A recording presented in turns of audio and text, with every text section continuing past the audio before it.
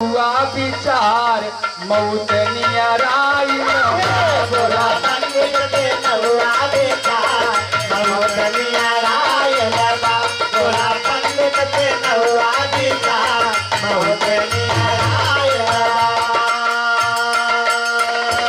कह लागे कहा नारद महाराज भेज दे, उनका कुछ पता नहीं रहा का हिया के हाल चाल। अगुआ नारद कई दिहले नादानी अगुआ नारद के दिहले नादानी अगुआ नारद के दिहले नादानी। नारद बहुत बड़ी नादानी कर रहे हैं और 51 रुपए के आशीर्वाद स्वरूप पुरस्कार परम आदरणीय हमारे संतोष भैया के मामा जी की तरफ से। मामा जी को हाथ जोड़ के प्रणाम है, सब भाई से स्वरण प्रणाम है। आशीर्वाद की प्रतीक्षा रहेगी कि हम बच्चे अपनी कला में कामयाब हो। और हमारे ढोलक वाले पूछा था संतोष भैया के मौसी आए हैं कि नहीं।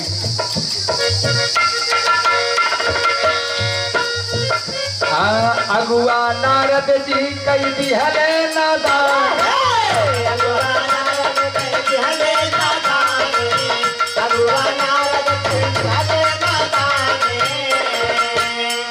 अरे ऊपर पर जाई ऐसन जजमान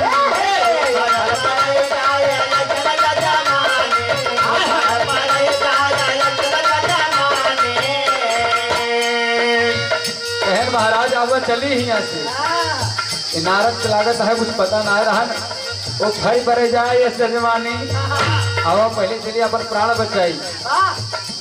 अरे जियत रहबई त पैबे हजार मौत नियराई लवासी रहबई त पैबे हजार मौत नियराई लवासी रहबई त पैबे हजार मौत नियराई लवासी रहबई त पैबे हजार मौत नियराई लवासी।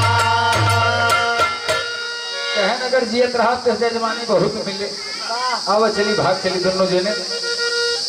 अरे लौटी की चला पंडित सोचे लगे बतिया लौटी चला पंडित सोचे लगे बतिया लौटी चला पंडित सोचे लगे बतिया।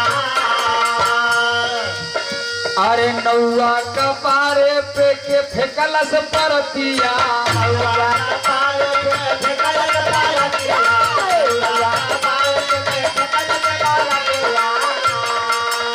दोनों जने तना बतात रहे आपस में विचार करत रहे कि अब यहाँ से चली तब तक देखे न पता न एक परात फेंक भेज नाव को मुड़े को और हालत खराब हो गई नाव महाराज जी की। कहन कहे कौन फेंके से हमरे मुड़वा परात नहुआ कपारे के फेंकला से परतिया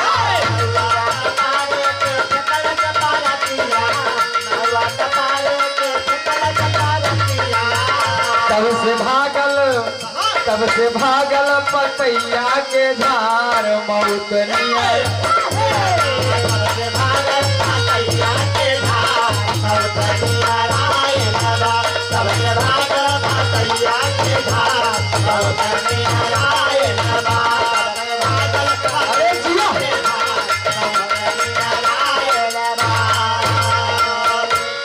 इतनी बात जब भय धुआं से तुरंत जैसे मुड़ परात परी नाव महाराज के 1 2 3 हो जन भागे लगे तो होत का बा भोलेनाथ दूसर खेला खेल दे तर्ज बदल गई।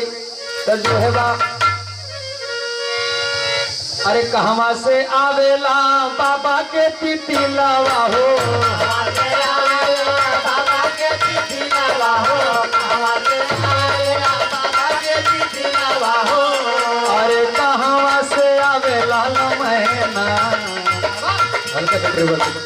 अरे कहवा से आवे लाल मैना आए हो सावरिया कहवा से आवे लाल मैना आए हो सावरिया कहवा से आवे लाल मैना आए हो सावरिया। इधर जब दोनों जने नाव पंडित वहां से खिसके लागे ना तो भोलेनाथ दूसर खेला खेल दे। अरे दूसरे खेला फिर खेले भोले दनिया हो दूसरा खेला फिर खेले भोले दनिया हो दूसरा खेला फिर खेले अरे भूतवन के कइले इशाराबा भूतवन के कइले इशाराबा भागल जाई सरा